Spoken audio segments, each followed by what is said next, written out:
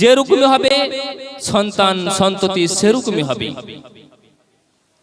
আমরা যদি ইতিহাস দেখি, ইমাম বুখারী রাহিমাহুল্লাহর মা বলছেন, আমি মুহাম্মদকে, ইমাম বুখারীর আসল নাম হচ্ছে মুহাম্মদ বিন ইসমাইল, তিনি বলছেন আমি মুহাম্মদকে কখনোই বিনা উযুতে দুধ পান করাইনি।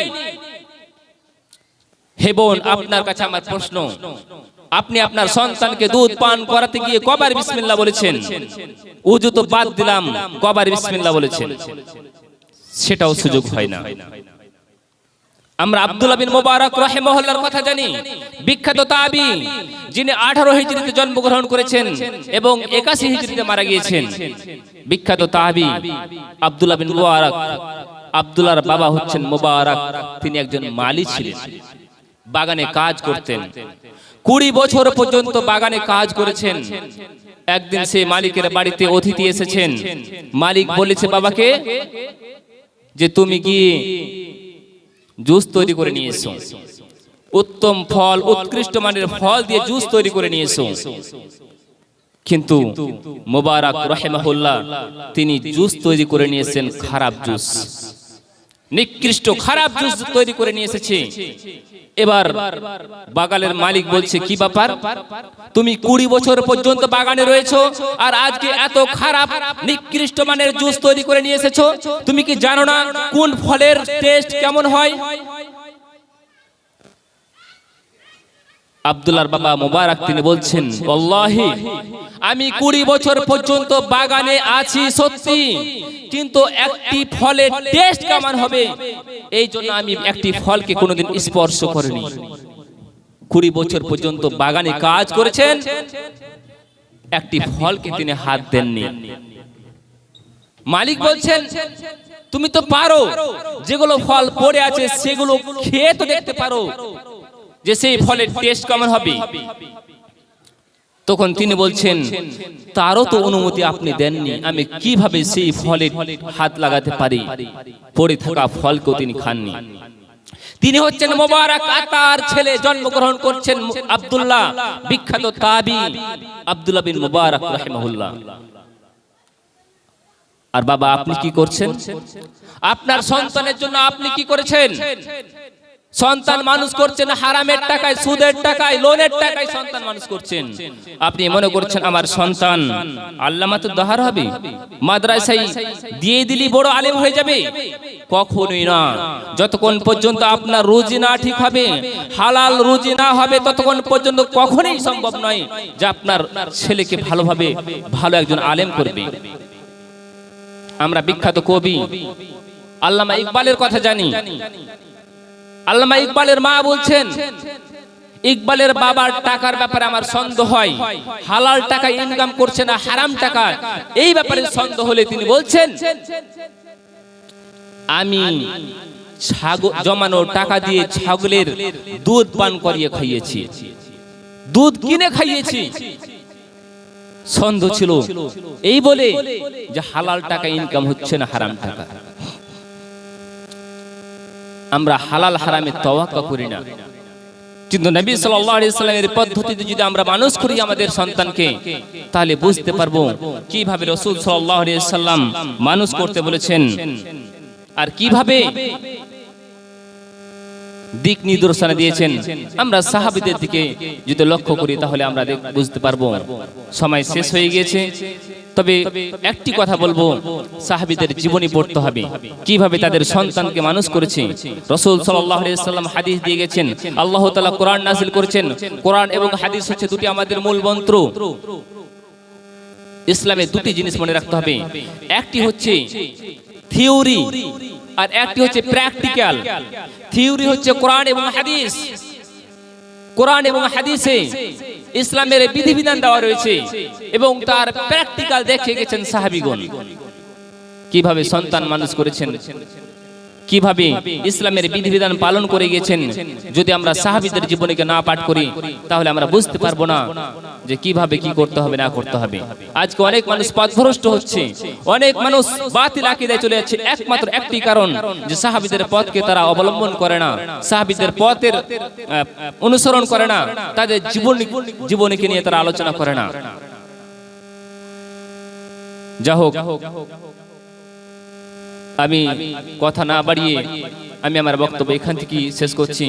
পরিশেষে আল্লাহর কাছে দোয়া করছি যে আল্লাহ তাআলা যেন আমাদেরকে সন্তান প্রতিপালনের সঠিক দিক নির্দেশনা দেওয়ার তৌফিক দান করেন। আমিন। আসসালামু আলাইকুম ওয়া রাহমাতুল্লাহ। ওয়া আলাইকুম আসসালাম ওয়া রাহমাতুল্লাহি ওয়া বারাকাতুহু। জাযাকাল্লাহু হাসানাল জাযা। আমরা এতক্ষণ শুনছিলাম সন্তান প্রতিপালন। সন্তান প্রতিপালন করতে গেলে গার্জিয়ানদের পয়সা হালাল হওয়া দরকার।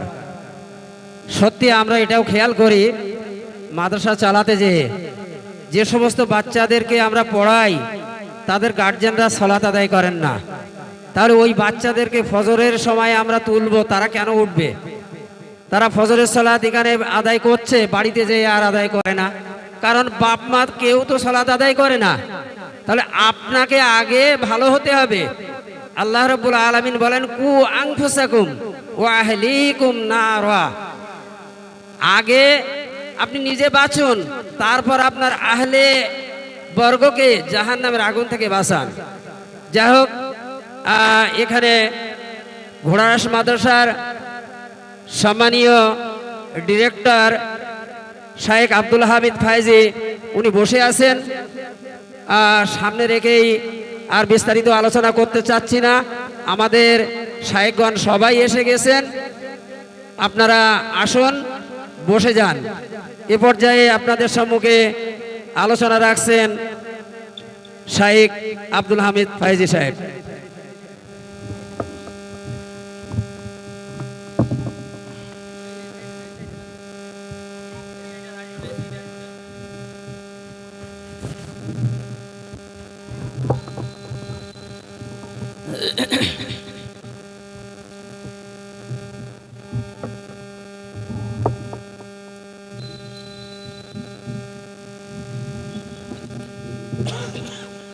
আসসালামু আলাইকুম ওয়া রাহমাতুল্লাহি ওয়া বারাকাতুহু। আলহামদুলিল্লাহি রাব্বিল আলামিন ওয়াসসালাতু ওয়াসসালামু আলা রাসূলিহি মুহাম্মাদি ওয়া আলিহি ওয়া সাহবিহি আজমাইন, আম্মা বাদ। আউযু বিল্লাহিস সামিউল আলিম মিনাশ শাইতানির রাজীম। বিসমিল্লাহির রহমানির রহিম। وأنفقوا مما رزقناكم من قبل أن يأتي أحدكم الموت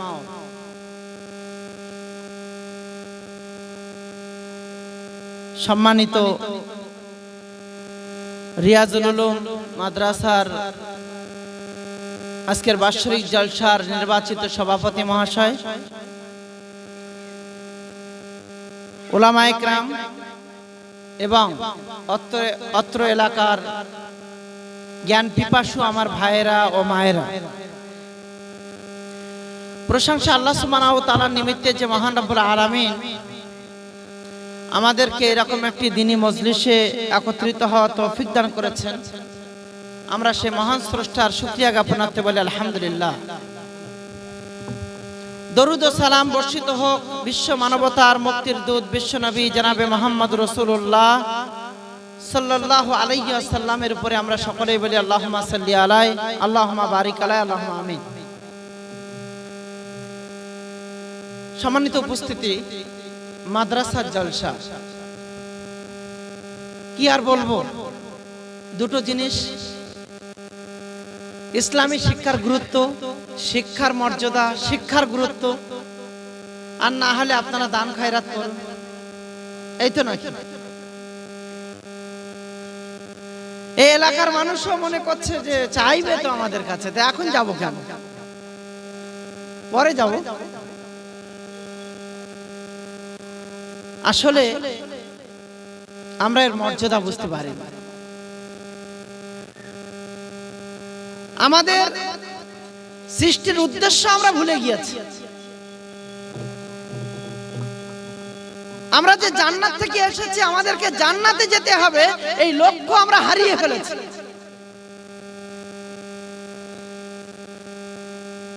আল্লাহ সুবহানাহু ওয়া তাআলার নির্দেশনা কোন জায়গায় যদি পবিত্র কোরআনের আয়াত তেলাওয়াত হয়, পবিত্র কোরআনের ব্যাখ্যা হয়, সেখানে কোনো মানুষের জন্য এটা জায়েজ নয় যে তারা সেই মজলিস ছেড়ে অন্য কোথাও ঘুরে বেড়ায়।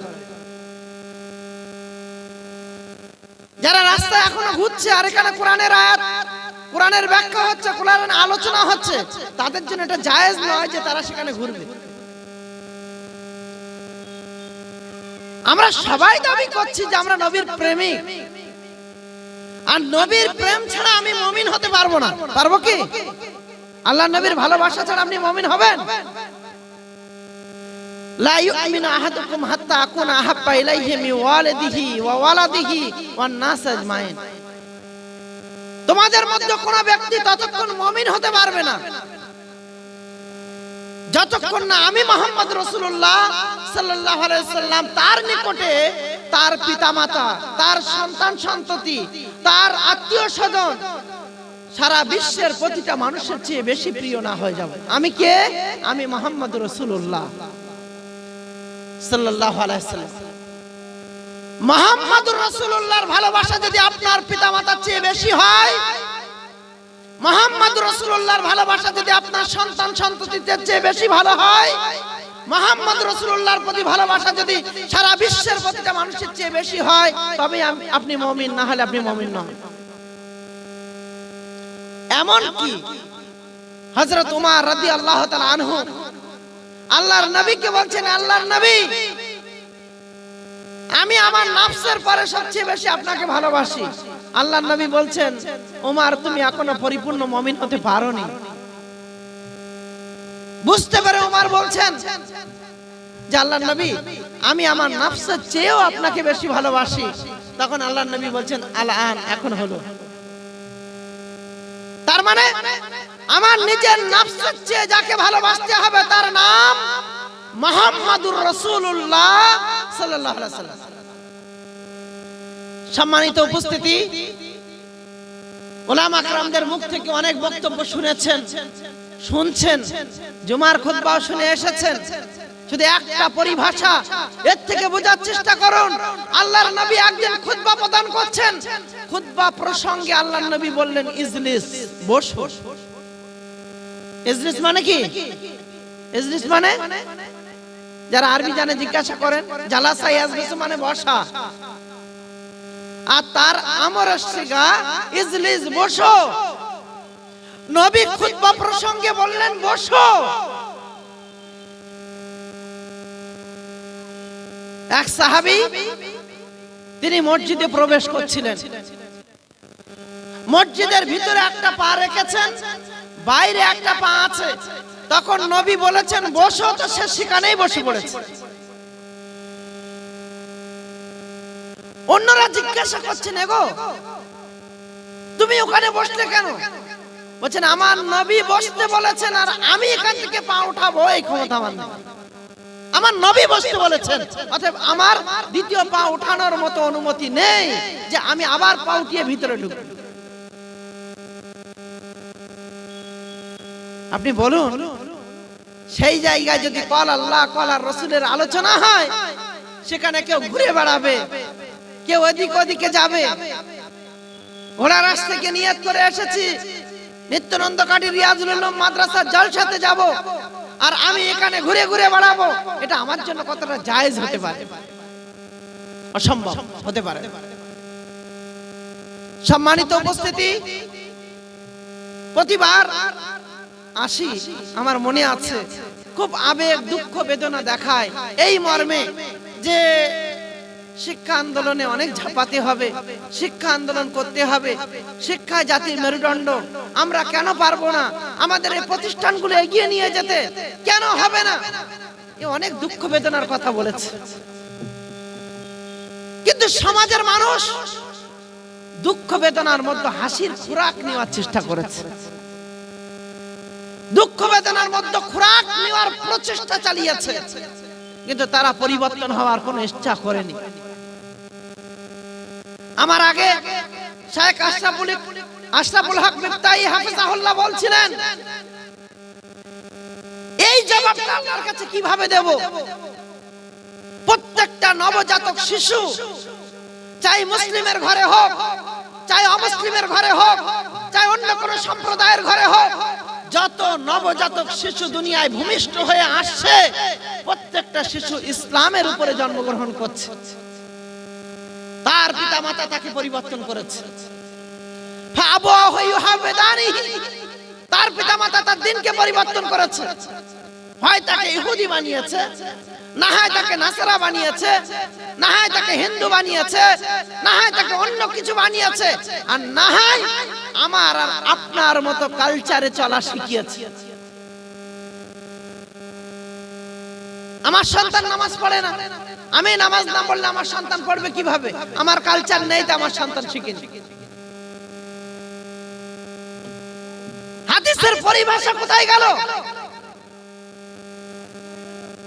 মুরু আওলাদাকুম বিসসালাহ, তোমার সন্তানকে নামাজের কথা বলো। আহম আবনাউ সাবে সিনিন, যখন তার বয়স 7 বছর হবে। আযরিবুহুম আলাইহা আহম আবনাউ আশ, তাকে মারো পিটো যখন তার বয়স 10 বছর হবে।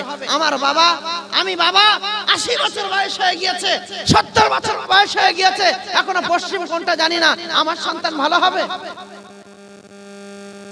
অসম্ভব হতে পারে। কি ভেবেছে আমরা? আজ দুনিয়ার চিন্তন নিয়ে সবাই মেতে আছেন। দুনিয়ার সফলতায় আপনার সফলতা। প্রত্যেকটা বাবাকে জিজ্ঞাসা করেন, বলে আমি শিখতে পারিনি তাই কি হয়েছে? আমার সন্তানকে আমি যাহাই করে ডাক্তারি শেখাতে চাই, জমি বিক্রি করে হলো। আমার সন্তানকে ইঞ্জিনিয়ার করব, আমার সন্তানকে মাস্টার করব। ইসলাম তো কাউকে বলেনি যে মাস্টার হওয়া যাবে না। ইসলাম তো কাউকে বলেনি নিটের কোচিং করে ডাক্তার হওয়া যাবে না। ইসলাম তো কাউকে মানা করেনি যে জেইই এর কোচিং করে ইঞ্জিনিয়ার হওয়া যাবে না। মানা করেছে কাউকে? করেনি। ইসলাম বলেছে তুমি ডাক্তার হও, তুমি মাস্টার হও, তুমি ইঞ্জিনিয়ার হও, তুমি আইএএস হও, তুমি আইপিএস হও, তুমি ডব্লিউবিসিএস হও, কোনো মানা নাই। তবে শোনো, ইসলামের মৌলিক শিক্ষাটা তোমার মধ্যে থাকতে হবে। কে বলেছে আপনাকে যে 12 বছর ধরে মাদ্রাসায় পড়ার পরে তারপর তুমি স্কুলে যেতে পারবে? তার আগে পারবে না। বলছে মাদ্রাসার পরিকাঠামো তো বুঝতে পাচ্ছেন, ওই পরিকাঠামো আমার বাচ্চাকে দেওয়ার পর আমার বাচ্চা ডাক্তার হবে কিভাবে? লজ্জা লাগে না? আজকে যারা আমরা নেতৃত্ব দিই মাদ্রাসায়, তারাও পর্যন্ত তাদের সন্তানকে মাদ্রাসায় দেয় না, কিন্তু তারা আবার বড় বড় নেতা। এখানেও যদি থাকে আমার উপর রাগ হবে যে আব্দুল হামিদ আমার বিরুদ্ধে বলতে। কেন আমরা সেই পরিকাঠামোর পরিবর্তনের চেষ্টা করতে পারিনি? আমরা কোনোদিন ভাবিনি যে ইসলামের সাথে সাথে, এই শিক্ষার সাথে সাথে আমার বাচ্চা কিভাবে ডাক্তার হতে পারে তার পূর্ণ প্রচেষ্টা আমি করব? কেন আলামিন মিশন পারলে আমি পারবো না? কেন রহমত আলম পারলে আমি পারবো না? কেন অন্যান্য বড় মিশন পারলে পারবে না? তুমি সেখানে তোমার বাচ্চাকে ভর্তি করার সময় ডোনেশন দিচ্ছ। 1 লক্ষ লাগলে 1 লক্ষ দেব, 50,000 লাগলে 50,000 দেব, গোপনে নিয়ে নেন 2 লক্ষ দিয়ে দেব, ডাক্তারি শেখার জন্য 4 লক্ষ লাগলে দিয়ে দেব। আর যখন প্রতিষ্ঠানের কথা আসে তখন তুমি যত ফকির। বলছে আমার একটা ছেলে মিশনে পড়ে, মাসে 6,000 করে দিতে হয়। ফাইজি সাহেব 200-র বেশি বলে আমি দিতে পারবো না। তুমি আগে তোমার নিয়তটা ভালো করো। এই জন্য সহিহ বুখারীর প্রথম হাদিস এটা, আল্লাহ সুবহানাহু ওয়া তাআলা পক্ষ থেকে কিভাবে ওহী অবতীর্ণ হয়েছে জিবরিল আমিন মারফত, সেই ব্যাপারে ইমাম বুখারী অধ্যায় রচনা করেছেন। কিন্তু হাদিস নিয়ে আসছেন ইন্নামাল আমালু বিন্নিয়াত, প্রত্যেকটা কাজের আসল হলো নিয়ত। নিয়ত যদি ঠিক না হয় কিছুই হবে না। তুমি মাদ্রাসার সেক্রেটারি, তোমার নিয়ত আগে পরিষ্কার হওয়া চাই। তুমি মাদ্রাসার সভাপতি, তোমার নিয়ত পরিষ্কার হওয়া চাই। তুমি মসজিদের মাওলানা সাহেব, তোমার নিয়ত পরিষ্কার হওয়া চাই। নিয়তের পরিষ্কার যদি না হয় তুমি কোনো কাজে সাকসেস হতে পারবে না। তোমার জন্য বিনীতভাবে আমি অনুরোধ করি, সমাজ ব্যবস্থার কাছে করজোরে অনুরোধ করে আমাদেরকে ডাকতে হবে। আপনারা এখানে যারা আসেন, আপনারা কি জান্নাতে যেতে চান? কি গো ভাই, আপনারা জান্নাতে যেতে চান? কে কে জান্নাতে যাবেন হাত উঁচু করেন তো। করেন? আরে ভাই আমি কেড়ে নেবো না, আমি টাকাও চাইতে আসি। আপনারা সবাই জান্নাতে যাবেন? জান্নাতে যাবেন না কে কে ডান হাতটা উঁচু করেন তো। জান্নাতে যাবেন না এরকম কেউ নেই, সবাই জান্নাতে যাবেন। জাহান্নামে যাবেন আপনারা? যাবেন না। জান্নাতে যেতে গেলে আমাকে যে উদ্দেশ্য দুনিয়ায় পাঠানো হয়েছে সেই উদ্দেশ্যটাই তো আমাকে সফল হতে হবে নাকি? হবে? আল্লাহ কি জন্য আমাকে দুনিয়ায় পাঠিয়েছেন বলবেন কেউ দাঁড়িয়ে? আল্লাহ নিজেই বলছেন, ওমা খালাকতুল জিন্না ওয়াল ইনসা ইল্লা লিয়াবুদুন। আমি মানব জাতিকে এবং জিন জাতিকে দুনিয়ায় পাঠিয়েছি আমার ইবাদতের জন্য। আপনাকে আল্লাহর ইবাদত করতে হবে। আল্লাহর ইবাদতের মাধ্যমে আপনি আল্লাহর সন্তুষ্টি অর্জন করবেন, তাই না? আল্লাহ আরো বলছেন কেন পাঠিয়েছি। আল্লাহ বলছেন, আল্লাযী খালাকাল মাউতা ওয়াল হায়াতা লিয়াবলুয়াকুম আইয়ুকুম আহসানু আমালা। আমি মৃত্যুকে সৃষ্টি করেছি, আমি জীবনকে সৃষ্টি করেছি। কেন জানো? লিয়াবলুয়াকুম, আমি তোমাদেরকে পরীক্ষা করব। আইয়ুকুম, তোমাদের মধ্যে কে আহসানু আমালা, ভালো কাজ করে এটা জানার জন্য।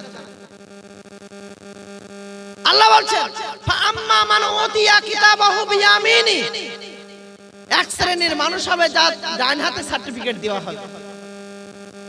ফায়াকুল, সেই ডান হাতে সার্টিফিকেট পাওয়া ব্যক্তি বলবে, হ্যাঁ উমুকরাউ কিতাবিয়া, দেখো দেখো আমার সার্টিফিকেট দেখো।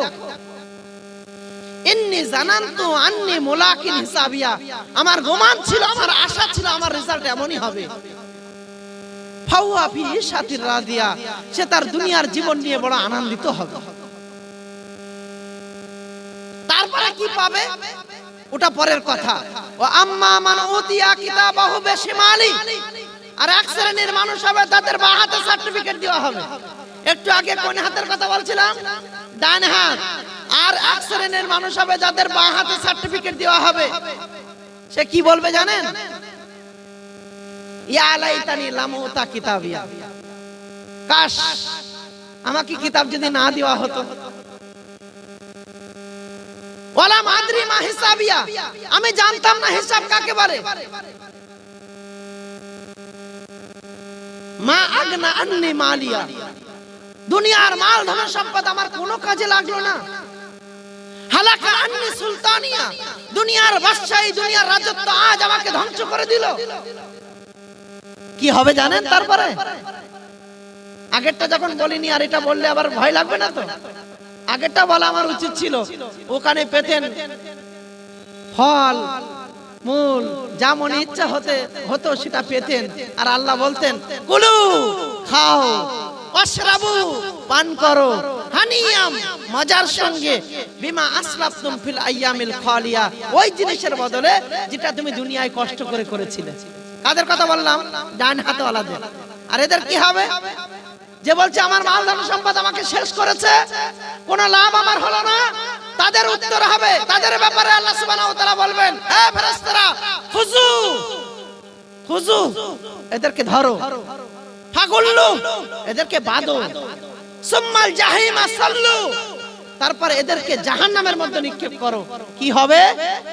সুম্মা ফি সিলসিলাতিন জারুহা সাবউনা জিরাআন ফাসলুকু, ফেরেশতারা 70 হাত শিকল দিয়ে তাদেরকে জাপটে বাঁধবেন আর টানতে টানতে জাহান্নামে নিক্ষেপ করবেন। আপনি তো জাহান্নামে যাবেন না বলেছেন, তাই না? সবাই তো একমত যে জাহান্নামে কেউ যাবেন না।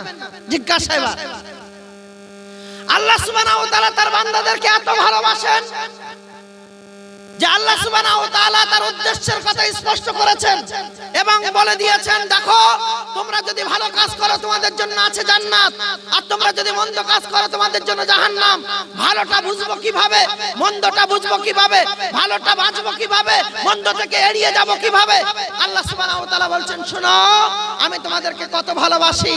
আল্লাহ সুবহানাহু ওয়া তাআলা যুগে যুগে কালে কালে প্রত্যেকটা গোত্রের নবী এবং রাসূল পাঠিয়েছেন শুধু সাবধান বাণী দেওয়ার জন্য। আল্লাহ কোরআনে বলছেন, ওয়ালাকাদ বাআসনা ফি কুল্লি উম্মাতিন রাসূলা আনি ইবুদুল্লাহ ওয়াজতানিবুত তাগুত। প্রত্যেকটা গোত্রে আল্লাহ নবী এবং রাসূল পাঠিয়েছেন এই নির্দেশনা দিয়ে, আল্লাহর ইবাদত করো আর আল্লাহ ব্যতীত যত পূজনীয় রয়েছে সব থেকে দূরে থাকো। এখানেই শেষ হয়নি। আল্লাহ তার বান্দাদেরকে কত ভালোবাসে যে উপর থেকে আসমানি কিতাব পর্যন্ত পাঠিয়েছেন। আপনাদের উপরে অবতীর্ণকৃত আসমানি কিতাবের নাম কি বলতে পারবেন? হাত উঁচু করে বলেন তো একজন। আমাদের উপরে যে আসমানি কিতাব অবতীর্ণ হয়েছে তার নাম কি? আল কোরআন। সবাই একমত? কেউ বিরোধী আছেন? আল কোরআন আমাদের উপরে আমাদের হিদায়াতের জন্য অবতীর্ণকৃত আসমানি কিতাব। হিদায়াতের জন্য শব্দটা আমার নয়, আল্লাহ বলছেন জালিকাল কিতাবু লা রাইবা ফি হুদাল লিল মুত্তাকিন। সবার মুখস্থ আছে জালিকাল কিতাব। জালিকা বা মানা হাযা, হাযাল কিতাব। এই যে বইটি দেখছো লা রাইবা ফি, কোনো সন্দেহের অবকাশ নেই। কেন অবতীর্ণ হয়েছে জানো? হুদাল লিল মুত্তাকিন, মুত্তাকিদের রাস্তা দেখানোর জন্য, মুত্তাকিদের হিদায়াতের জন্য। আল্লাহ সুবহানাহু ওয়া তাআলা বলছেন আমি আল্লাহ কোরআনকে অবতীর্ণ করেছি তার মূল উদ্দেশ্য কি? মিনাজ জুলুমাত ইলান নূর, মানুষকে অন্ধকার থেকে আলোতে নিয়ে আসার জন্য। অন্ধকারে কারা আছে? অন্ধকারে কারা আছে? ভ্রষ্টরা। আর আলো কারা পেয়েছে? যারা হিদায়াতের উপরে আছে। এই কোরআন কেন অবতীর্ণ হয়েছে? মানুষকে অন্ধকার থেকে আলোতে আনার জন্য। মুশরিকিনে মক্কা যারা মুহাম্মদ রাসূলুল্লাহ সাল্লাল্লাহু আলাইহি ওয়াসাল্লামের আদর্শের কাছে অনুপ্রাণিত হয়ে তারা আপোষের ঝগড়া থেকে নিজেদেরকে বিরত করে নিয়েছিলেন। অন্যের মাল লুট করা থেকে নিজেদেরকে সচেতন করে নিয়েছিলেন, না এ কাজ করা যাবে না। যারা মিথ্যা বলা ছেড়েছিলেন, যারা চুগলখড়ি করা ছেড়েছিলেন, যারা পাপাচার করা ছেড়েছিলেন, যারা অন্যের মালকে হরপ করা ছেড়েছিলেন, যারা অন্যের উপর অত্যাচার করাকে ছেড়েছিলেন, জানাবে মুহাম্মদ রাসূলুল্লাহ নবুয়ত পাওয়ার আগে আপনাদের মতো একদল যুবককে নিয়ে একটা দল গঠন করেছিলেন, শুধু এই চিন্তন নিয়ে যে সমাজে ন্যায় প্রতিষ্ঠা করতে হবে। যে দলটির নাম দেওয়া হয়েছিল হিলফুল ফুজুল। বলুন, মনে করুন আল্লাহর নবী জনাবে মুহাম্মদ রাসূলুল্লাহ যেদিন তার কাছে নবুয়ত প্রাপ্তি হচ্ছে, জিবরিল আমিন এসে তার উপরে ওহী অবতীর্ণ করছেন, বাড়িতে গিয়ে ঠক ঠক করে কাঁপছেন, নিজের স্ত্রীকে বলছেন যে আমার উপরে চাদর উড়িয়ে দাও, আমার উপরে কম্বল উড়িয়ে দাও, ঠক ঠক করে কাঁপছেন। আর ওদিকে স্ত্রী নবী মুহাম্মদ রাসূলুল্লাহকে, নিজের স্বামীকে সান্ত্বনা দিয়ে বলছেন, হে আল্লাহর নবী আপনি ঘাবড়াচ্ছেন কেন? আপনি ভীত হচ্ছেন কেন? আপনি এতটাই দুর্বল হচ্ছেন কেন? আপনি নিরাশ হচ্ছেন কেন? আপনি তো অসহায়দের বন্ধু, আপনি তো ইয়াতিমদের সহযোগী, আপনি তো বিধবাদের সহযোগী, আপনি তো সমাজের পিছিয়ে পড়া মানুষের হিতাকাঙ্ক্ষী, আপনি তো মানুষকে সঠিক রাস্তা দেখানোর জন্য এসেছেন, ন্যায় প্রতিষ্ঠা করার জন্য এসেছেন, তাহলে আপনি এত ঘাবড়াচ্ছেন কেন? সম্মানিত উপস্থিতি, ন্যায় কিভাবে প্রতিষ্ঠা হবে? আল্লাহ সুবহানাহু ওয়া তাআলা আপনাকে ভালোবেসে নবী পাঠালেন। আল্লাহ সুবহানাহু ওয়া তাআলা আপনাকে ভালোবেসে আল কোরআনের মতো আসমানি কিতাব পাঠালেন। সেই আসমানি কিতাব কয়জন পড়তে পারেন? হাত উঁচু করেন, হাত উঁচু করেন। কয়জন? 1 2 3 4 5 6 7 8 9 10 11 12 15। চলো 60 জনের মধ্যে আমি ধরে নিলাম 20 জন পারেন, বাকি 40 জনের এই অবস্থা কেন? আপনারা তো মুসলমান, মুসলমান তো আপনারা। যদি মুসলমান হন তাহলে কোরআন পড়া তো আপনার জন্য ফরজ, এই কোরআন পড়া আপনার জন্য জরুরি। কেন আপনি কোরআন পড়তে পারেন এটা আপনাকে বলতে হবে, দাঁড়িয়ে তার জবাবদিহি করতে হবে। ইমাম সাহেব বললে তো তাকে দাঁড়িয়ে দেবেন, এটাই তো আপনার বাহাদুরি, এটাই তো আপনার বড় বীরত্ব, এটাই যে ইমাম সাহেব আমার ব্যাপারে বললো কেন তাকে দাঁড়িয়ে দেবেন। ইমাম সাহেবকে দাঁড়াতে পারেন, আপনার গর্জন টর্জন আপনাকে দুনিয়ার রাজত্বে অটুট রাখতে পারে, কিন্তু মনে রাখবেন গর্জন টর্জন আল্লাহর কাছে টিকে না, দুনিয়াতেও টিকবে না। যদি গর্জন টর্জনে দুনিয়ায় রাজত্ব করা যেত তাহলে আর সিংহ আর বাঘগুলোকে খাঁচার মধ্যে বন্দী করে তাদের জন্য আলাদা ব্যবস্থা করতে হতো। দুনিয়ার সবচেয়ে নিরীহ কারা? পিপিলিকা গুলো। আজকে জুমার খুতবায় আমি বলছিলাম যে পিপিলিকা গুলো মানুষের পায়ে পদদলিত হচ্ছে প্রতিদিন, তারপরে সংখ্যা প্রতিদিন বাড়ছে না কমছে? পিঁপড়ে বাড়ছে না কমছে? বাড়ছে। আর যারা এত গর্জন টর্জন দিয়ে রাজত্ব টিকিয়ে রাখতে যাচ্ছে তাদের সংখ্যা দিন দিন বাড়ছে না কমছে? কমছে। তোমার গর্জন, তোমার টর্জন তোমার কাছে, তুমি কেন কোরআন পড়তে শেখোনি তার উত্তর তোমাকে দেওয়া লাগবে, তার জন্য তুমি প্রস্তুত হও। আব্দুল হামিদকে দিতে হবে না, আব্দুল মাজেদ খাকে দিতে হবে না, এই সমাজের আর কাউকে দিতে হবে না। মুনকির নাকিরকে যদি এই উত্তরটা তুমি দিতে পারো, তুমি সাকসেস। সেদিন তোমার কাছে কেউ থাকবে না। ইকরা বিসমি রাব্বিকাল্লাযী খালাক, বড় বড় মিশন আলাদের বড় বড় বক্তব্য তারা বলা শুরু করেছে। এই সংখ্যালঘু এরিয়ায় মানুষ বড় পিছিয়ে, শিক্ষায় তাদের এগিয়ে আসতে হবে, শিক্ষায় এগিয়ে না আসলে হবে না। প্রত্যেকের বাণী ইকরা পড়ো। কি পড়বে? দাঁড়িয়ে প্রসব করতে হয় কিভাবে তাই পড়বে। কি পড়বে? লোকের পেট কেটে কিভাবে টাকা নিতে হয় সেটা পড়বে। কি পড়বে? খাতায় খুঁচা দিয়ে লোকের মালকে কিভাবে হড়প করতে হয় তাই পড়বে। ইসলাম কে বলেছে আপনাকে? এই ভুল ধারণার জায়গায় কেন আপনি আসলেন? এই ভুল ধারণা কেন তৈরি করলেন? জনাবে মুহাম্মদ রাসূলুল্লাহর জামানায় যখন কোনো মাদ্রাসা ছিল না, মসজিদ ভিত্তিক শিক্ষার মাধ্যমে সেদিন হয়নি বড় বড় ব্যক্তিত্ব তৈরি হয়নি। এই ধারণাটা আপনি খারাপ করেছেন, এই ধারণাটা আপনি নষ্ট করেছেন। ইসলামকে কখন বলেছে যে আইএএস হওয়া যাবে না, আইপিএস হওয়া যাবে না, ডব্লিউবিসিএস হওয়া যাবে না? ইসলাম এই কথা বলছে, ইসলামের মৌলিক শিক্ষাটা তুমি জানো, যেটা তোমার উপরে ফরজ। হালাল কাকে বলে জানো, হারাম কাকে বলে জানো, তারপরে তুমি বড় ডাক্তার হয়ে যাও। আর বড় ডাক্তার না হলে কি হবে জানেন? কি হবে? মনে করেন একটা ডাক্তারের নাম আব্দুল হামিদ, ডাক্তার আব্দুল হামিদ। কারণ নাম বলবো না, আমি আমার নামই বলি। এখন যদি আপনি হাসেন বলেন যে ডাক্তার হতে পারবে না, তার অত নিজের বলার কি দরকার? আচ্ছা ধরিয়ে নিলাম আমি তো হতে পারবো না। আপনার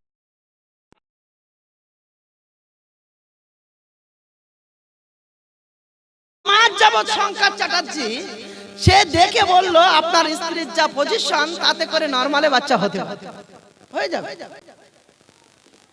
9 মাস পরে একেবারে শেষ মুহূর্তে এসে সিদ্ধান্ত নিল যে না, শেষে একটু আব্দুল হামিদ ডাক্তার বাবু রয়েছেন, গাইনো বিভাগের ভালো ডাক্তার, ওর কাছে যাচ্ছে। এখন আব্দুল হামিদ চেক আপ করে দেখছে বা রিপোর্ট দেখে বলছে যে না, নরমাল তো হয়ে যাবে, কিন্তু আমার তো ব্যক্তিগত নার্সিং হোম আছে। এখন যদি বলি নরমাল হবে তো 2000 এর বেশি তো পাবো না। একেবারে 180 ডিগ্রি ঘুরে গিয়ে বলছে বাচ্চা উল্টে গেছে, ভিতরের নোংরা খেয়ে ফেলেছে, অক্সিজেন রেডি করে রাখতে হবে। কি হবে তাও বলতে পারবো না। কি বলেন? সিগনেচার করেন, হাত দেবো না দেবো না? বলছে না ডাক্তার বাবু যা ইচ্ছা করেন। বলছে আমার যা মনে হচ্ছে 50 এর নিচে খরচ হবে, 50,000। ডাক্তার আব্দুল হামিদ, নামটা কি? নামটা কি? ডাক্তার আব্দুল হামিদ, যাকে নিয়ে সমাজ গর্ব করছিল, এই সমাজ থেকে ভালো শিক্ষিত হয়েছে। ও শিক্ষিত, ও মুহাম্মদ রাসূলুল্লাহর আদর্শ বাস্তবায়ন করেছে না মুশরিকিনে মক্কার আদর্শকে বাস্তবায়ন করেছে? মুহাম্মদ রাসূলুল্লাহর আন্দোলন তো এর বিপরীত ছিল। আজকের এই সমাজের ডাক্তার বাবুদের নিয়ে চিন্তা এটাই। ইসলাম সর্বদাই বলছে যে তুমি এগিয়ে যাও, তুমি বড় ডাক্তার হও, তুমি বড় আইপিএস হও, তুমি বড় মাস্টার হও, তোমার দ্বারাতে সমাজে কিছু হোক। কিন্তু আজ আমাদের মধ্যে কেউ একটু যখন হয়ে যাচ্ছে না, সে মনে করছে তার চেয়ে বড় বাহাদুর আর কেউ নেই। হালালকে কি করে হারামকে কি করে হালাল করা যায় সব পন্থা তার জানা আছে।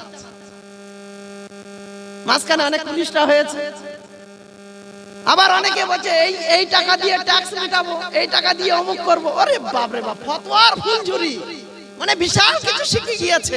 মাওলানা সাহেবদের ফতোয়ার দরকার নেই। আর মাওলানা সাহেবদের কাছে ফতোয়া জিজ্ঞাসা করলে তার মনের মতো ফতোয়া না হলেও মাওলানা সাহেব কিছু জানে না। আর মনের মতো যদি কেউ বলে দিয়েছে, বিল কাটতে আসা আদায়কারী যদি একটা মনের মতো কথা বলে দিয়েছে, আরে বাপ রে বাপ, সবচেয়ে বড় মাওলানা, বিরাট বড় মাওলানা পেয়ে গিয়েছি আজকে, আমার মনের কথাটা বলে দিয়েছে। সম্মানিত উপস্থিতি, চিন্তন সংকীর্ণতা ছেড়ে চিন্তনকে বড় করতে হবে, সংকীর্ণতার ঊর্ধ্বে উঠে কাজ করতে হবে। আমি নিত্যানন্দ কাটি রিয়াজুল উলুম মাদ্রাসার দায়িত্বশীলদের বলবো, গল্প নয়, সবকিছু সম্ভব। যদি শান্তি নিকেতনের গল্প আমরা শুনে থাকি, গাছের নিচে কিছু করা সম্ভব, তার জন্য বিল্ডিং এর আর প্রয়োজন নেই, গাছের নিচে সম্ভব ইনশাআল্লাহ। 2 জন দিয়ে শুরু করেন, অমর্ত্য সেনের চিন্তা নেন, 2 জন দিয়ে শুরু করেন, ইনশাআল্লাহুল আজিজ একদিন আপনার কাছে এসে কেউ চুম্বন করবে ইনশাআল্লাহ। আশা করতে পারি ইনশাআল্লাহ, চেষ্টা করলে হবে ইনশাআল্লাহ, করুন ইনশাআল্লাহ হবে।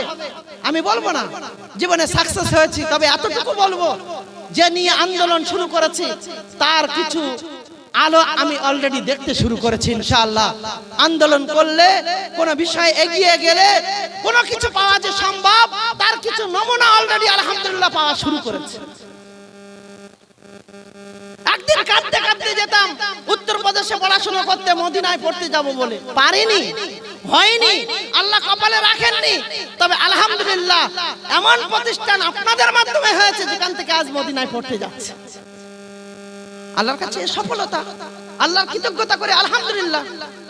আজকের দিনে এই সমাজ যে বলে ইসলাম শিক্ষার মাধ্যমে কিছু হয় না, এখন আমার মূল যে থিম, মূল যে আন্দোলন, মাদ্রাসা থেকে ডাক্তার করতেই হবে, মাদ্রাসা থেকে ইঞ্জিনিয়ার করতেই হবে, মাদ্রাসা থেকে আইএএস আইপিএস করতেই হবে, তার চিন্তন নিয়ে আলহামদুলিল্লাহ রাস্তা ধরেছি, এগিয়ে যাচ্ছি।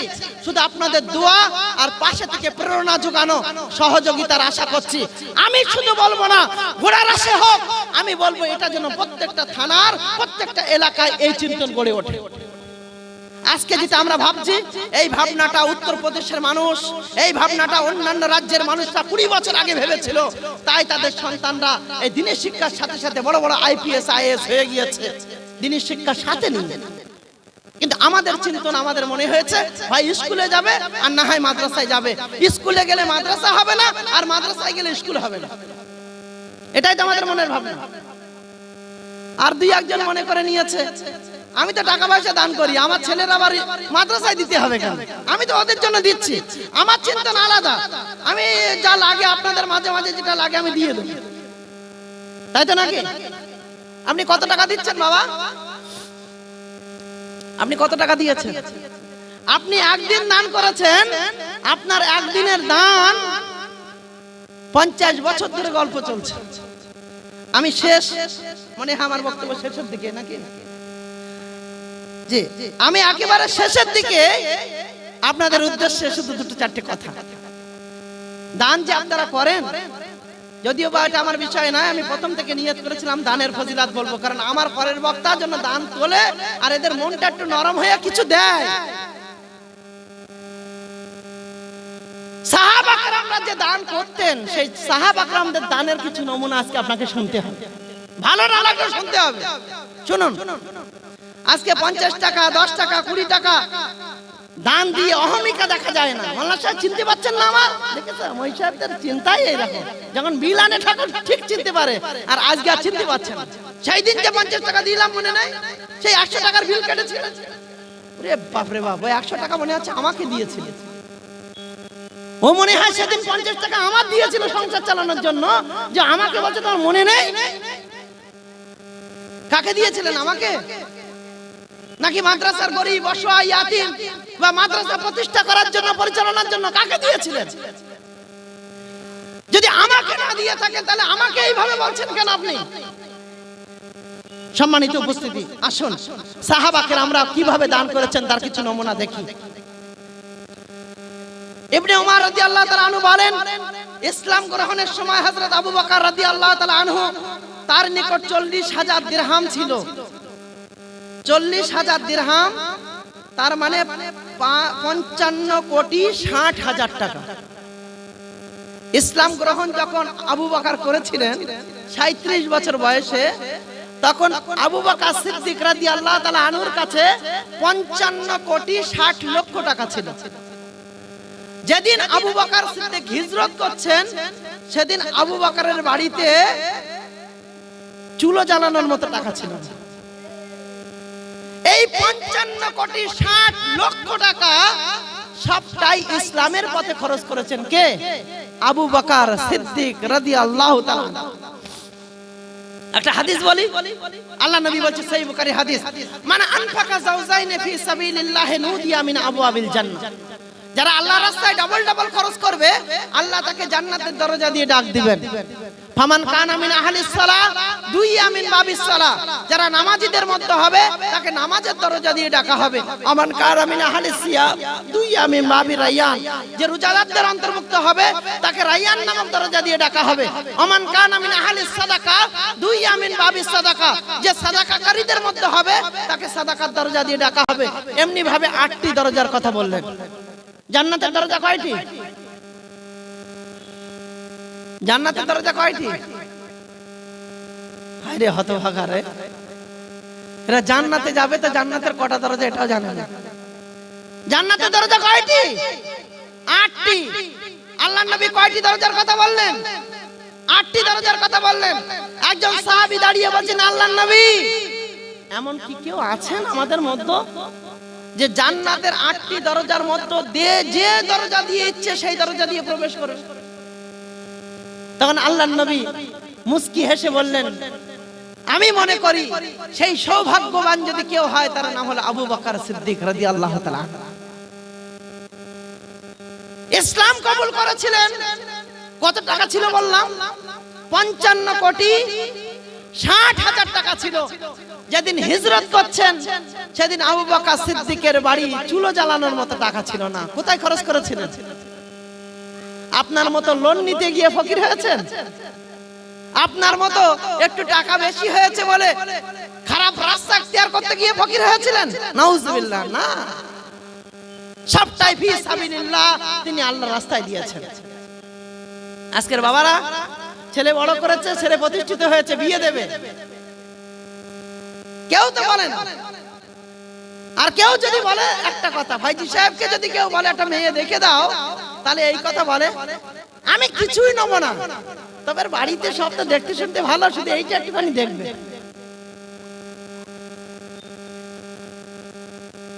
আল্লাহর নবী বলছেন সাধারণত 4টে গুণ দেখে বিবাহ করা হয়।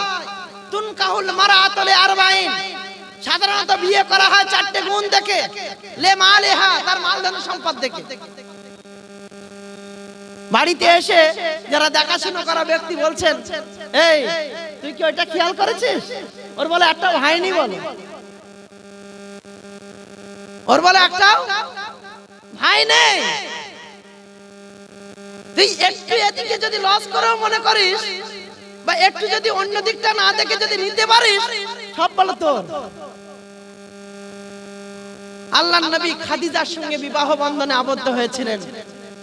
খাদিজার মাল ধন সম্পদ কোন জায়গায় খরচ করার জন্য বিবাহ বন্ধনে আবদ্ধ হয়েছিলেন? দিনের জন্য না নিজের জন্য? সবচেয়ে দুঃখজনক বিষয় হলো এটাই, আজ আমরা আপনারা সারা দিন দুনিয়া করি, দুনিয়া করার পর যদি সময় হয় তাহলে কি করি? ইবাদত করি। আর সাহাবারা কি করতেন? সারা দিন ইবাদত করতেন, ইবাদত করে যদি একটু সময় পেতেন তাহলে দুনিয়া করতেন। পার্থক্যটা বুঝেছেন? আমরা কি করি? আমরা দুনিয়া করি, দুনিয়া করে যদি সময় হয় তাহলে ইবাদত করি। আর সাহাবারা ছিলেন এর বিপরীত, ইবাদতে মগ্ন থাকতেন, তারপরে যদি একটু সময় পেতেন তাহলে দুনিয়া করতেন। কিন্তু সেই দুনিয়ায় বরকত ছিল, সেই বরকতটা আপনাকে বুঝতে হবে। সেই বরকতটা আল্লাহ কেন দিয়েছিলেন এটা আপনাকে জানতে হবে। সম্মানিত উপস্থিতি, চলুন আরো একটু এগিয়ে যাই, তাহলে বুঝতে পারবো। রুমাকুব, এখনো পর্যন্ত যারা উমরা বা হজ করতে যান তারা নিশ্চয়ই এই ব্যাপারে অবগত আছেন। রুমাকুব মদিনার একটা সুপেয় পানি, যে পানি পান করা হয়। সেই পানি সরবরাহের জন্য সবচেয়ে বড় মাধ্যম সেদিন ছিল কুয়া। কুয়া ছাড়া অন্য কোনো মাধ্যমে পানি পান করা যেত না। উসমান রাদিয়াল্লাহু আনহু 35,000 দিরহামের বিনিময়ে, অর্থাৎ 48,65,000 টাকা দিয়ে সেটা ক্রয় করে নিয়েছিলেন তৎকালীন সময়ে। 48,65,000 টাকায় সেই কুয়াটাকে ক্রয় করে দান করে দিয়েছিলেন, যাতে করে মানুষ তার থেকে পানি পান করতে পারে, মানুষ উপকৃত হতে পারে। আপনার টাকার সঙ্গে বিনিময় করেন, একটু আপনার টাকার সঙ্গে একটু কম্প্রোমাইজ করেন, দেখেন আপনি পাচ্ছেন না, তারা পেরেছিলেন। তারা সারা দিন ইবাদতের মধ্যে থাকার পর সময় পেলে দুনিয়া করেছিলেন। আপনি সারা দিন দুনিয়া করার পর সময় পেলে ইবাদত করছেন। আবারও বলছি, আরো একটু এগিয়ে যান সাহাবা کرامদের সেই কর্মকাণ্ডের দিকে। তাবুক যুদ্ধ, তাবুকের যুদ্ধের নাম শুনেছেন? তাবুকের যুদ্ধে উসমান রাদিয়াল্লাহু তাআলা আনহু তার সম্পদের 3 ভাগের 1 ভাগ আল্লাহর রাস্তায় দান করেছিলেন। যত সম্পদ তার কাছে ছিল সেই সম্পদের 3 ভাগের 1 ভাগ আল্লাহর রাস্তায় দান করেছিলেন। 940টি উট, 60টি ঘোড়া, তার পাশাপাশি 10,000 দিনার দান করেছিলেন। 940টা উট আজকের দিনে যদি ধরেন কত করে? 1 লাখ টাকা করে ধরেন। হিসাব আপনি করে নেন, আমি ওসব হিসাব বুঝি না, অঙ্ক বুঝি না, আপনার কাছে দিয়ে দিলাম। 940টি উট, 60টি ঘোড়া, তার সাথে সাথে 10,000 দিনার তিনি আল্লাহর রাস্তায় দিয়েছিলেন। 1 দিনার স্বর্ণের আজকের বাজার মূল্য হলো 15,331 টাকা। আজকের বলতে কবে? 2017 সালের হিসাব বলছি, আজকের দিনে আরো বেশি হয়। 10,000 দিনার মানে 2017 এর হিসাব অনুযায়ী 15,33,10,000 টাকা সেদিন তাবুকের যুদ্ধে দান করেছিলেন উসমান রাদিয়াল্লাহু তাআলা। 15,33,10,000 টাকা শুধু একটা যুদ্ধে তিনি দান করেছিলেন। কতটা দান করেছিলেন? 3 ভাগের 1 ভাগ, এখনো 2 ভাগ ছিল। আল্লাহ তাআলা কত মাল দিয়েছিলেন একবার ভেবে দেখেছেন? চলেন আরো একটু এগিয়ে যাই। সবচেয়ে ধনী সাহাবী যার নাম আব্দুর রহমান বিন আউফ, নাম শুনেছেন? আব্দুর রহমান বিন আউফের নাম শুনেছেন আপনারা? শুনেছেন? আব্দুর রহমান বিন আউফ কি জান্নাতে যাবে না যাবে না? কে বলতে পারবেন? জান্নাতি সাহাবী গো ভাই। আশারায়ে মুবাশশিরা, দুনিয়ায় যে 10 জন জান্নাতের সার্টিফিকেট পেয়েছেন তার মধ্যে একজন হলেন আব্দুর রহমান বিন আউফ। আব্দুর রহমান বিন আউফের শুধু ঘটনা শুনেন। তাবুকের যুদ্ধে 8,000 দিনার দান করেছিলেন। অর্থাৎ তাবুকের যুদ্ধে উসমান রাদিয়াল্লাহু তাআলা আনহুর পরে সবচেয়ে বড় দান আব্দুর রহমান বিন আউফের 2017 এর হিসাব অনুযায়ী 12,25,00,000 টাকা। কত বললাম? 12,25,00,000 টাকা। এছাড়া তিনি তার একটি জমি 40,000 দিনারে অর্থাৎ 61 কোটি টাকায় বিক্রি করেছিলেন এবং পুরো অর্থ আল্লাহর রাস্তায় তিনি দান করেছিলেন। কত বললাম? 61, বলুন আমার সঙ্গে বলতে হবে, 61 হার্ট ফেল করে না যেন, কোটি, 61 কোটি টাকা আব্দুর রহমান বিন আউফ বিক্রি করে টোটালটাই আল্লাহর রাস্তায় দিয়েছিলেন। প্রত্যেকটা হাদিস নাম্বার চাইলে আমি হাদিস নাম্বার আপনাকে দিয়ে দেব, ইতিহাস থেকে শিক্ষা নেন। এছাড়াও এখানে শেষ নয়, এছাড়া তিনি 40,000 দিরহাম অর্থাৎ 56 লক্ষ টাকা মুজাহিদদের জন্য 500 ঘোড়া আর 1500 উট তিনি দান করেছিলেন। যারা আল্লাহর রাস্তায় যুদ্ধ করেছিলেন তাদের জন্য দান ছিল। সম্মানিত উপস্থিতি, বদরের যুদ্ধে যে সমস্ত সাহাবীরা জীবিত ছিলেন প্রত্যেক জীবিত সাহাবীদেরকে তিনি 62 লক্ষ টাকা করে হাদিয়া দিয়েছিলেন। আজকে দিনে দেখছেন না, অন্যায় করা ব্যক্তিদেরকে রাজনৈতিক নেতারা বলে এই সম্মান দেব সেই সম্মান দেব। আর সেদিন সাহাবা কেরামরা বদরি সাহাবী যাদের ব্যাপারে আল্লাহ সুবহানাহু ওয়া তাআলা জান্নাতের কথা ঘোষণা করেছেন, এক একজনের পিছনে 62 লক্ষ টাকা করে খরচ করেছিলেন আব্দুর রহমান বিন আউফ। আর একটা তথ্য শুনে নেন, বাড়ি গিয়ে ঘুমাতে পারলে ঘুমাবেন, না হলে একটু জেগে জেগে চিন্তা করবেন। এছাড়াও তিনি 200 আউকিয়া বা অক্কা দান করেছিলেন। 1 অক্কা মানে হলো 128.3 গ্রাম স্বর্ণ। সেই হিসাবে তিনি প্রায় 10 কোটি টাকা আল্লাহর রাস্তায় দান করেছিলেন। ইতিহাসে পাওয়া সবচেয়ে বেশি দানের খাতা যার নামে গিয়েছে তার নাম হলো আব্দুর রহমান বিন আউফ। এবারে শুনুন আসল ঘটনা। আব্দুর রহমান বিন আউফের মনের আশা ছিল, আমি যে আল্লাহর রাস্তায় দিয়েছি আমি জান্নাতে অনেক আগে চলে যাব, আল্লাহ আমাকে আগেই জান্নাতে দিয়ে দেবে। আবু বকরের নাম ঘোষণা হলো, ওমর রাদিয়াল্লাহু তাআলা আনহুর নাম ঘোষণা হলো, ওসমান রাদিয়াল্লাহু তাআলা আনহুর নাম ঘোষণা হলো, আলী রাদিয়াল্লাহু তাআলা আনহুর নাম ঘোষণা হলো। আব্দুর রহমান বিন আউফ বলছে এবার হয়তো আমার নাম আসবে, এবার হয়তো আমার নাম আসবে, এবার হয়তো আমার নাম আসবে। 9 জনের নাম ঘোষণা হয়ে গেল, আব্দুর রহমান বিন আউফের নাম আসছে না। সর্বশেষ 10ম নম্বর সাহাবী যে জান্নাতের সার্টিফিকেট পেয়েছেন আব্দুর রহমান বিন আউফের নাম 10ম নম্বরে ডাকা হলো। নিরাশ হয়েছে, আল্লাহর নবীর কাছে গিয়ে বলেন, আল্লাহর নবী আমার তো মনের আশা ছিল যে আমি অনেক আগেই এইরকম একটা জায়গায় চলে যাব, আমার নাম আগে ডাকা হবে, কিন্তু কি এমন কারণ যে আমাকে আজ জান্নাতে যাওয়া থেকে পিছিয়ে দিল, পিছিয়ে গেলাম। তখন আল্লাহর নবী বললেন, আব্দুর রহমান, হতে পারে তোমার মাল ধন সম্পদ তোমাকে পিছিয়ে দিয়েছে। খুব ভালো করে শুনো, হতে পারে তোমার মাল ধন সম্পদ তোমাকে পিছিয়ে দিয়েছে। এই কথা শোনার পর আব্দুর রহমান বিন আওফ তার মালের বেশিরভাগ অংশটা আল্লাহর রাস্তায় দান করে দিলেন। শুনুন, বেশিরভাগ দান করার পর যেদিন তিনি মারা যাচ্ছেন সেদিন তার কাছে মাল ছিল 310 কোটি 30 লক্ষ দিনার, যেটা আজকের দিনের বাজার মূল্য 2017 এর বাজার মূল্যে 47,51,003 কোটি 30 লক্ষ টাকা। ডলারের হিসাব যদি করেন তাহলে 501 বিলিয়ন ডলার।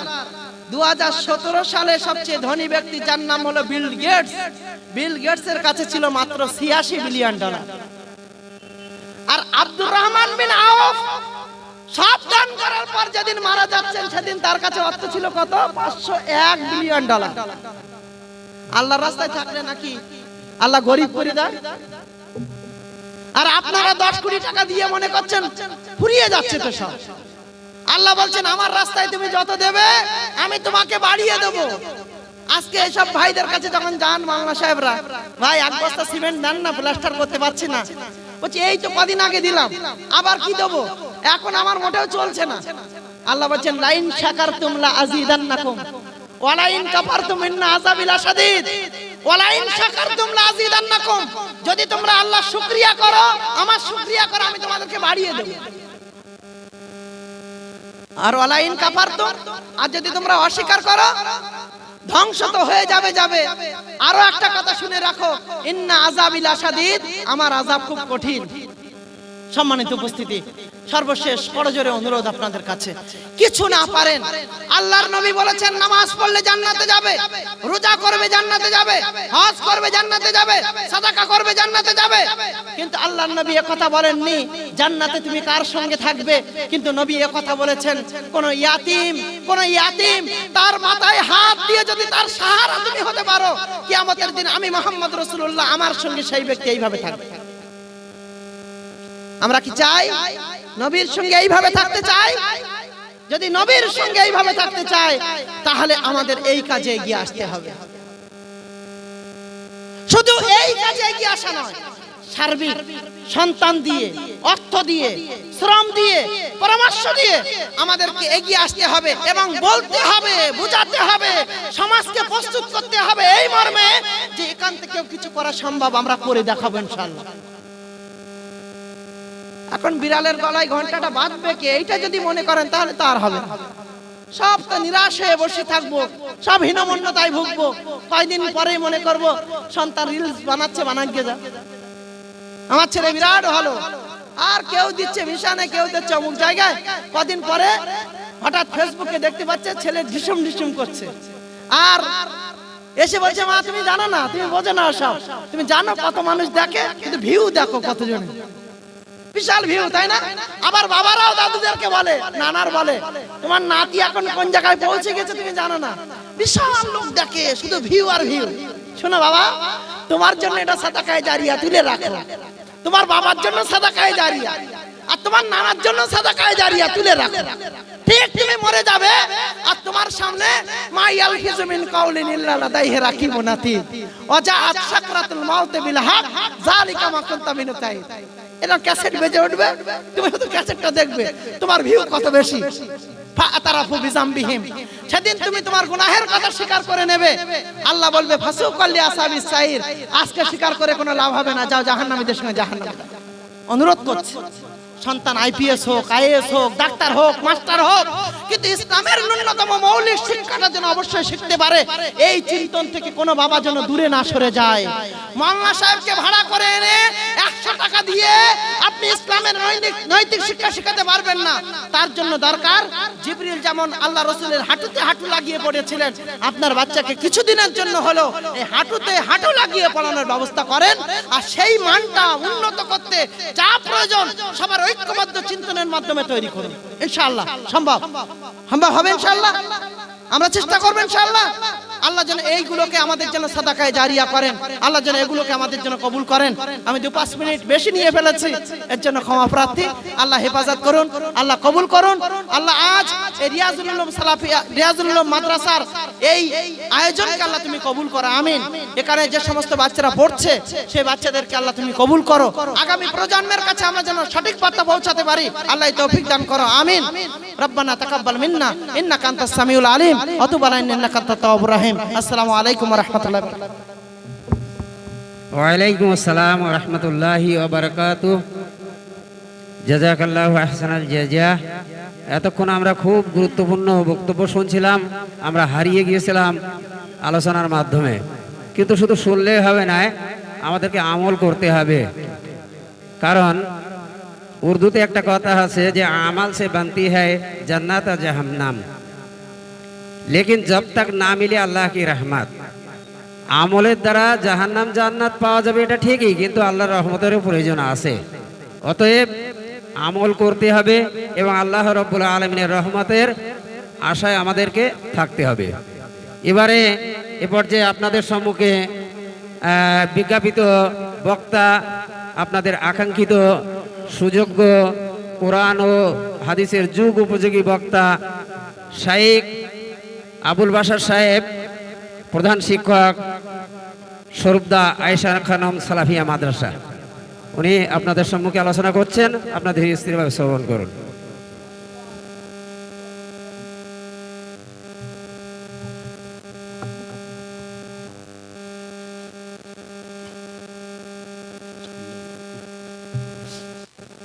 আসসালামু আলাইকুম ওয়া রাহমাতুল্লাহি ওয়া বারাকাতুহু। ভালো করে উত্তর দেবেন না? আসসালামু আলাইকুম ওয়া রাহমাতুল্লাহি ওয়া বারাকাতুহু।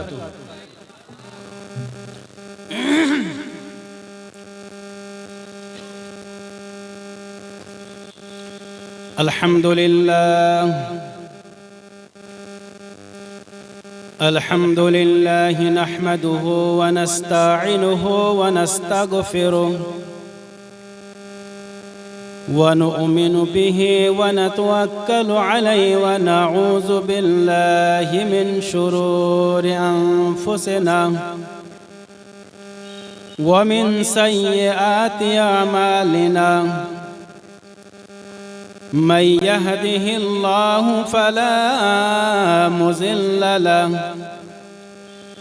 ومن يضلله فلا هادي له أشهد أن لا إله إلا الله وحده لا شريك له وأشهد أن محمدًا عبده ورسوله أرسله بالحق بشيرا ونذيرا وداعيا إلى الله بإذنه وسراجا منيرا. أما بعد،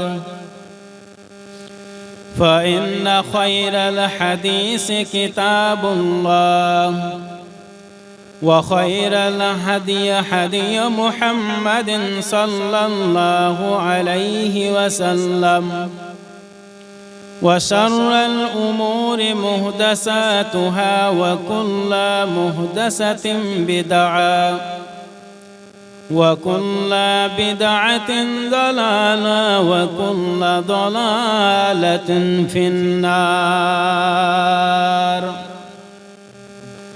أعوذ بالله من الشيطان الرجيم. بسم الله الرحمن الرحيم.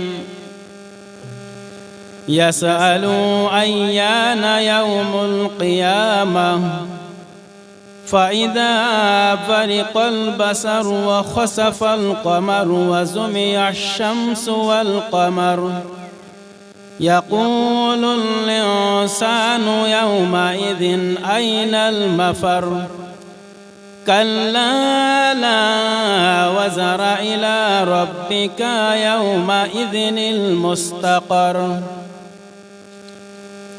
وقال الله تبارك وتعالى في موضع آخر: بسم الله الرحمن الرحيم. قال رب اشرح لي صدري ويسر لي أمري واحلل عقدة من لساني يفقه قولي. ربي يسر ولا تؤسر وتمم بالخير. ربي زدني علما. اللهم ربي زدني علما. وقال الله تبارك وتعالى في موضع آخر: بسم الله الرحمن الرحيم. وضرب لنا مثلا ونسي خلقه قال من يحيي العظام وهي رميم.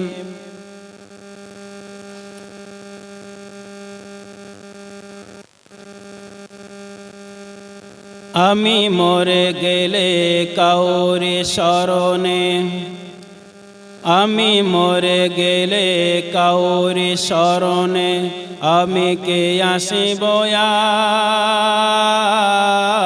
আর। আমাকে ভাবিয়া অশ্র ঝরাবে এমন বেদনা বুকে আছে কার। আমি মরে গেলে কাউরি স্মরণে আমি কে আসিব আর। আমাকে ভাবিয়া অশ্র ঝরাবে এমন বেদনা বুকে আছে কার। লোভ আশায় বেঁধে রাখে মন, লোভ আশায় বেঁধে রাখে মন আচলে আপন জনে। আজ আমাকে বিদায় জানালে কাল রাখিবে না কেউ স্মরণে। আমি মরে গেলে কাউরে স্মরণে আমি কে আসিব আর। আমাকে ভাবিয়া অশ্র ঝরাবে এমন বেদনা বুকে আছে কার। যাওয়ার আশা দুনিয়ার নীতি, যাওয়ার আশা দুনিয়ার নীতি। শোনো গো আমার বন্ধুগণ, আজ আমি গেলে কাল তুমি যাবে নিস্তার নেই কোনো জন। আমি মরে গেলে কাউরি স্মরণে আমি কে আসিব আর। আমাকে ভাবিয়া অশ্র ঝরাবে এমন বেদনা বুকে আছে কার।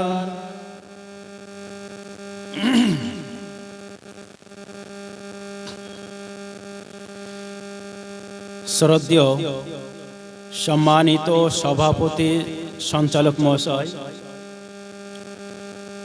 স্টেজে বসে থাকা উলামায়ে দ্বীন, বিশ্রামরত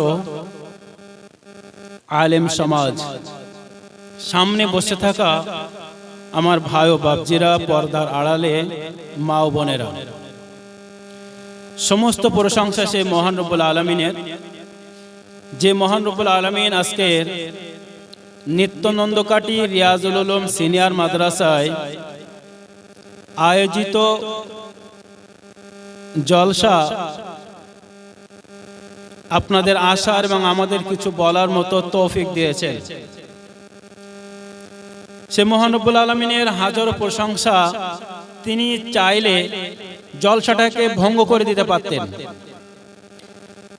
তিনি চাইলে আমরা যারা এসেছি আমাদেরকে নাও আনতে পারতেন। তার অশেষ রহম, করুণা, দয়া।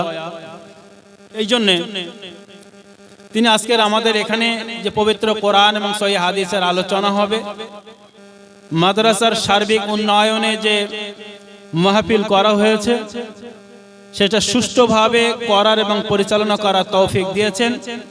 সেই মহান রব্বুল আলামিনের প্রশংসা স্বরূপ আমরা সকলে একবার উচ্চস্বরে বলি আলহামদুলিল্লাহ।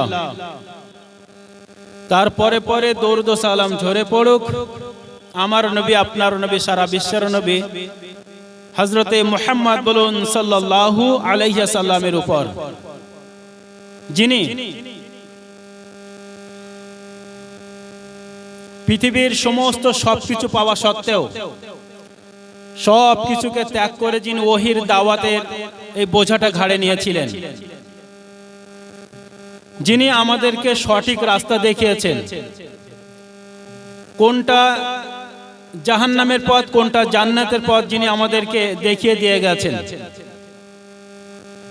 আমরা যারা আজকে এখানে এসেছি,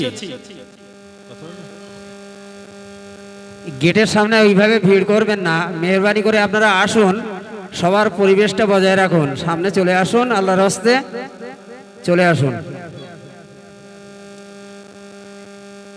জলসা এমন একটা জায়গা, অন্য নাচ গান ড্যান্স যা হয় দেখবেন, এই ফার্স্টের বেঞ্চিতে দাম বেশি, তবু ফার্স্টে আসার জন্য ঝামেলা করে, মারামারি করে।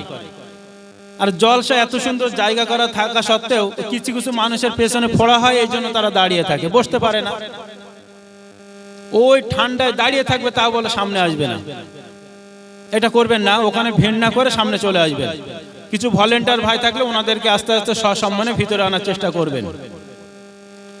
আজকের আমি আপনাদের সম্মুখে পবিত্র কোরআনের দুই জায়গা থেকে কটা আয়াত পড়েছি। ইনশাআল্লাহ তাআলা এগুলোকে সামনে রেখে যতটা আল্লাহ আমাকে পারিয়ে নেবেন ততটা বলার চেষ্টা করব। আমার তৌফিকি ইল্লা বিল্লাহ। দেখেন, মানুষ হয়ে যখন আমরা পৃথিবীতে এসেছি, জীবন নিয়ে যখন পৃথিবীতে আমরা এসেছি, পৃথিবী থেকে আমাদের একদিন বিদায় নিতে হবে, লা শাক্কা ফিহি, কোনো সন্দেহ নেই। এখন আল্লাহ কি আমাদের এমনি এমনি পাঠিয়েছেন, না কোনো হিসাব হবে, কিতাব হবে, তারপর আরো কিছু আছে? আমরা যদি একটু বিবেক দিয়ে বুঝি, অনেক জলসা শুনি, জুম্মায় আলোচনা শুনি, যা আমরা আলোচনা করব সবই পেরে আপনাদের শোনা আছে। তারপরও সময় সময় হাদিস এবং কোরআনের কথা এই জন্য শুনতে হয় যাতে অন্তরে ঈমানটা একটু বেড়ে যায়। মৃত্যু আমাদের হবে, এইটা শুধু যদি আমরা মুখে বলি তাহলে একটা গল্পের কথা মনে পড়ে যায়, জানেন তো? গল্পটা প্রথমে একটুখানি গল্প দিয়ে শুরু করি, তাহলে আপনারা বুঝতে পারবেন যে মৃত্যু আসলে কি জিনিস। মৃত্যু শুধুমাত্র যদি আমরা মুখে উচ্চারণ করি যে আমার মরণ হবে, মরণ হবে, এমন ভাবে উচ্চারণ করে থেকে গেলে আমাদের হাসরের মাঠে কবর এবং পরিশেষে জাহান্নাম ছাড়া কোনো রাস্তা থাকবে না। একটা গল্প বলি, একটুখানি মনোযোগ দিয়ে শুনবেন, একটা গল্প বললেই বুঝতে পারবেন। রাজামশাইয়ের দরবারে, একদম সংক্ষেপে বলবো, রাজামশাইয়ের দরবারে সভাসদ চলছিল। হঠাৎ করে একটা বাদামালা সেখানে এসে ঝামেলা করে, এই যেমন এখানে অনেক সময় এই বাজার চলে আসে। তো সেই বাদামালার বাদশা জেলের মধ্যে ভরে দেয়। একদম কেটে কুটে সংক্ষেপে শুধু সারমর্মটা বলবো। তো বাদামালা জেলের মধ্যে থেকে সবসময় আল্লাহর নাম স্মরণ করে, আল্লাহর নাম স্মরণ করে। বাদশা তখন বাদামালাকে জিজ্ঞাসা করে যে তুমি, এবং তার যে সাজা দেয়, সাজার কথা ভুলে গিয়ে শুধু মরতে হবে চিন্তায়, নামাজ পড়ে সবসময় ভালো কাজের দিকে অগ্রসর হয়ে থাকে। বাদশা জিজ্ঞাসা করে তোমার মরণের তো ভয় নেই, কিসের ভয়ে তুমি এত সবসময় আল্লাহর নাম জপ করো? উনি বলেছিলেন যে আমি মৃত্যুর ভয়ে। তো মৃত্যুর ভয় এটা কেমন করে আসবে? বাদামালা বলেছিলেন যে আপনি যদি দিনে অন্তত 100 বার মৃত্যুর কথা স্মরণ করতে পারেন, আপনি কোনো অন্যায় কাজ করতে পারবেন না, আপনি ভালো হয়ে যাবেন, একজন মুমিন হয়ে যাবেন। বাদশা তখন দিনে কি করে, প্রতিদিন ওঠে, সকালে উঠে 100 বার তসবিহ দানা নিয়ে মরতে হবে, মরতে হবে, মরতে হবে, মরতে হবে, মরতে হবে, এইভাবে করে 100 বার গুনে দেয়। বেশ 30 দিন 40 দিন হওয়ার পর বাদশার কোনো ইমানের ঘাটতি হলো না, বাড়লো না, কিছুই হলো না। বাদশা তখন বাদামালাকে বলছে তোমার এবার ফাঁসি দেবো, তুমি 30 দিন 40 দিন আমাকে খাটিয়েছো, কোনো পরিবর্তন আমার মধ্যে নেই কেন? তো বাদামালা জিজ্ঞাসা করেছিলেন যে আপনি মৃত্যুর কথাটা কেমন ভাবে স্মরণ করেছিলেন? উনি বলছেন আমি 100 বার আঙুল গুনে গুনে বলেছিলাম। বাদশা তখন বলেছিলেন, এই বাদামালা বলেছিলেন 100 বার শুধু মৌখিক মৃত্যুর কথা বললে হবে না, তার সামনে যদি জেনা ব্যভিচারের মতো রাস্তা থাকে, যদি অন্তরে মৃত্যুর ভয় থাকে, ব্যভিচারের মতো জায়গা থেকে ফিরে আসতে পারে। বাদামালা সেটা দেখিয়েছিলেন। আমি সেদিকে যাচ্ছি না, শুধু এতটুকু বলবো মৃত্যুর ভয়টা শুধুমাত্র আমরা মানুষের জন্মেছি, প্রাণ নিয়ে জন্মেছি, মরণ আমাদের হবে, এই চিন্তা করে যদি শুধু থাকি তো হবে না, আমাদের সেটা আমলে পরিণত করতে হবে। একটা কথা মাথায় রাখতে হবে, আল্লাহ আমাদের পৃথিবীতে এমনি এমনি পাঠায়নি। যদি আমরা পবিত্র কোরআন এবং সহিহ হাদিসগুলো দেখি তাহলে বুঝতে পারবো নিশ্চয়ই এর মধ্যে একটা উদ্দেশ্য আছে। আমি হাসরের মাঠ নিয়ে আলোচনা করবো ইনশাআল্লাহ তাআলা। হাসরের মাঠে মানুষের পরিস্থিতি কি হবে, মানুষ কেমন ভাবে থাকবে, মানুষ যখনই হাসরের মাঠ শুরু হবে মানুষের অবস্থা কি হবে, এই নিয়ে কিছু কথা বলবো। আমার তৌফিক ইল্লা বিল্লাহ। প্রথমে আসি সূরা মুলকের মধ্যে আল্লাহ রাব্বুল আলামিন বলছেন, আমি মানুষদেরকে এমনি এমনি সৃষ্টি করিনি। কি জন্য সৃষ্টি করেছেন?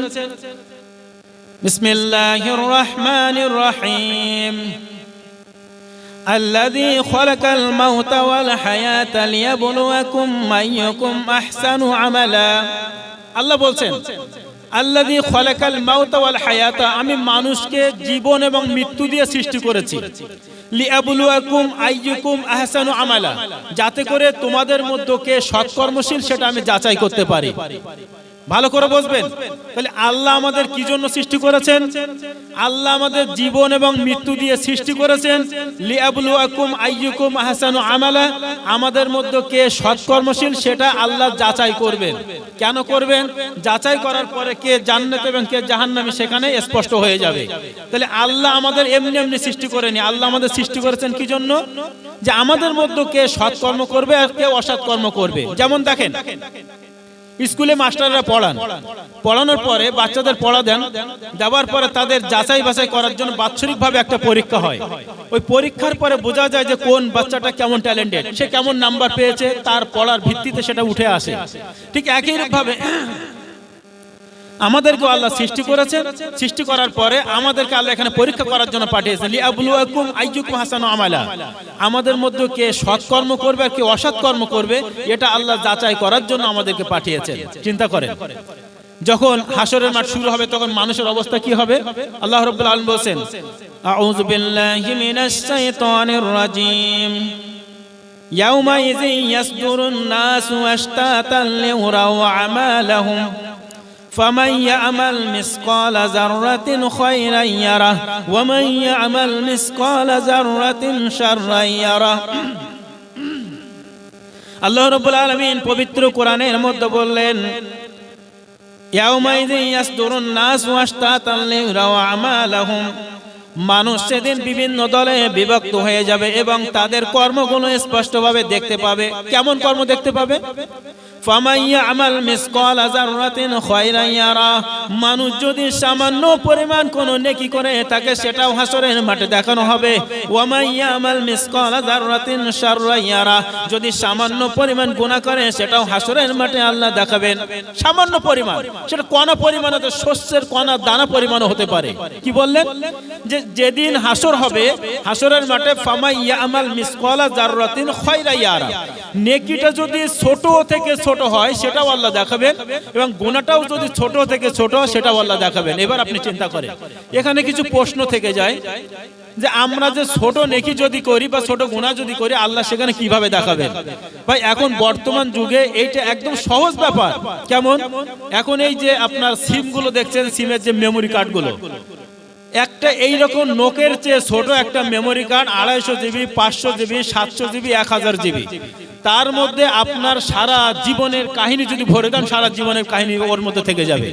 তাহলে নোকের মতো একটা জিনিসের মধ্যে যদি কয়েক ঘন্টা তাতে ভিডিও থাকতে পারে, যে আল্লাহ আমাদেরকে সৃষ্টি করেছেন সেই আল্লাহ ফামা ইয়ামাল মিসকালা যাররাতিন খায়রান ইয়ারা, এই ছোট্ট ছোট্ট নেকি করলে সেটাও কি আল্লাহ দেখাতে পারবেন না? অবশ্যই আল্লাহ দেখাবেন।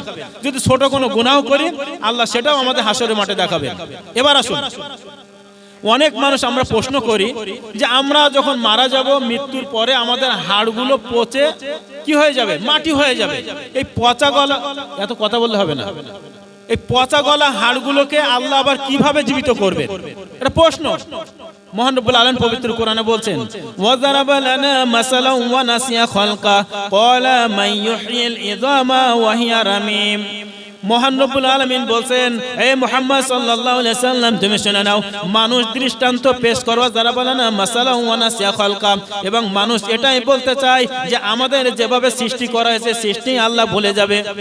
ক্বালা মাইয়ুহিল ইযাম ওয়া হিয়া রামিম, এবং মানুষ এটাও বলে আমরা মারা গেলে আমাদের মাংসগুলো মাটি হয়ে যাবে, হাড়গুলো সব পচে খসে যাবে।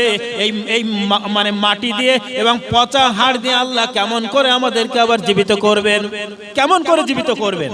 এটা মানুষ দৃষ্টান্ত পেশ করে। ওয়াজারা বলে না মাসালা ওয়া নাসিয়া খালকা, মানুষ এটা দৃষ্টান্ত পেশ করে আর বলে আল্লাহ আমাদের সৃষ্টিকে ভুলে যাবে।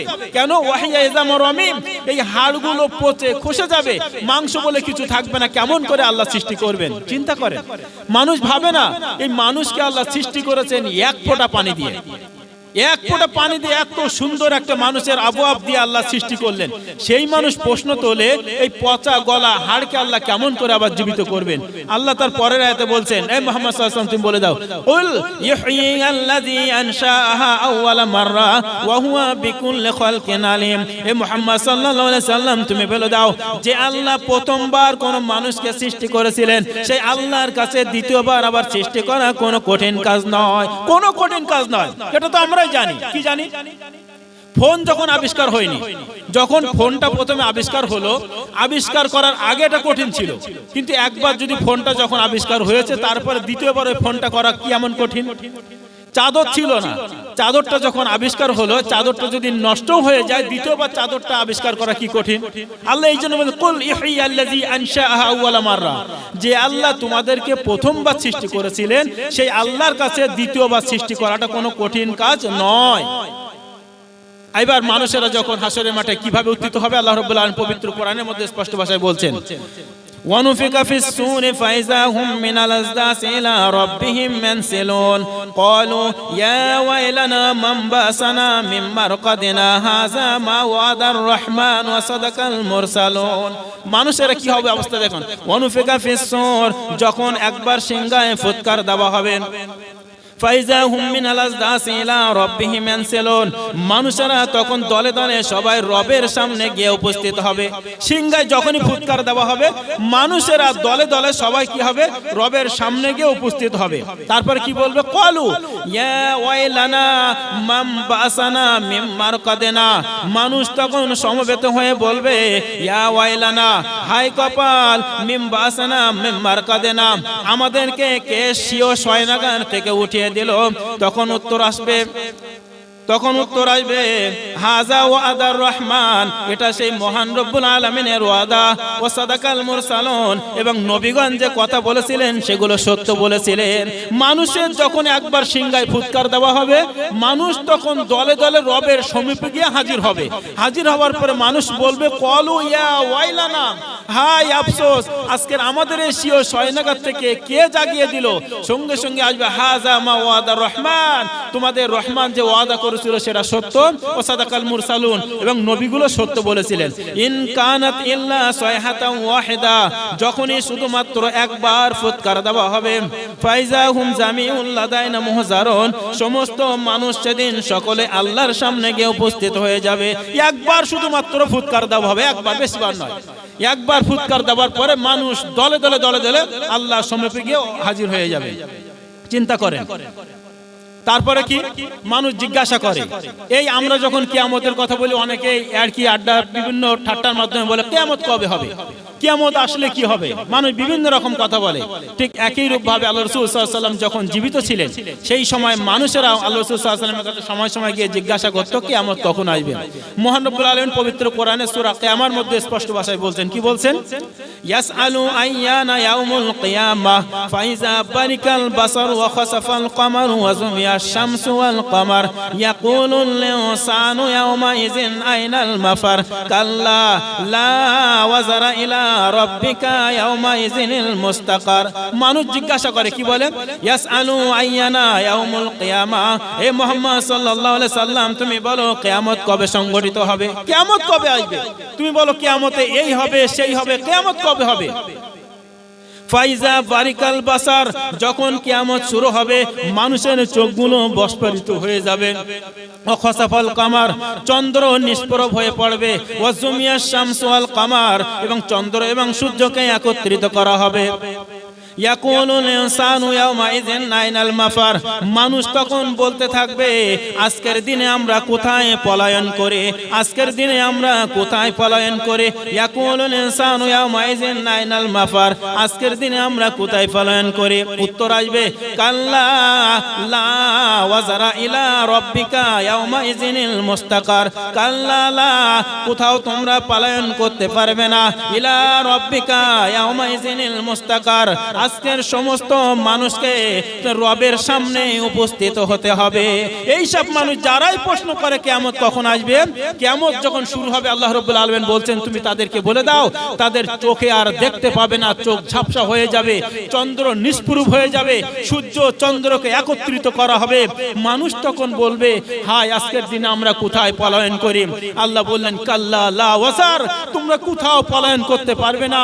ইলা রাব্বিকা ইয়াওমাইযিনিল মুস্তাকার, সে রবের সামনেই তোমাদেরকে উপস্থিত হতে হবে। চিন্তা করেন, আমরাই বলবো যে আমরা আজকে কোথায় পলায়ন করি, কোনো জায়গা থাকবে না। মানুষ তখন সোজাসুজি দৌড়ে সেই মহান রব্বুল আলামিনের সামনে আমরা চলে যাব। কেমন ভাবে চলে যাব? পবিত্র কোরআনও সেখানে বলে দিয়েছে, সূরা হজের 1 এবং 2 নম্বর আয়াতে আল্লাহ রাব্বুল আলামিন বলছেন মানুষ যখন কিয়ামত শুরু হবে মানুষ কেমন ভাবে আল্লাহর সামনে যাবে। আল্লাহ রাব্বুল আলামিন বলেন ইয়া আইয়ুহান নাসু তাকু রাব্বাকুম ইন্না জালজালাতাস সাআতি শাইউন আযীম। কি সুন্দর কথা দেখেন, আল্লাহ বলছেন ইয়া আইয়ুহান নাসু তাকু রাব্বাকুম, এ মানুষ সকল তোমরা আল্লাহকে ভয় করো। ইন্না জালজালাতাস সাআতি শাইউন আযীম, নিশ্চয় কিয়ামতের কম্পন বড় কঠিন ব্যাপার। নিশ্চয় কিয়ামতের কম্পন বড় কঠিন ব্যাপার। চিন্তা করেন, যারা আমরা এখনো বলি যে কিয়ামত কবে আসবে, কিয়ামত কবে আসবে, আল্লাহ বলছেন যে তোমরা বলে দাও কিয়ামত, তোমরা প্রথমে বললেন যে তোমরা তোমার রবের ভয় করো।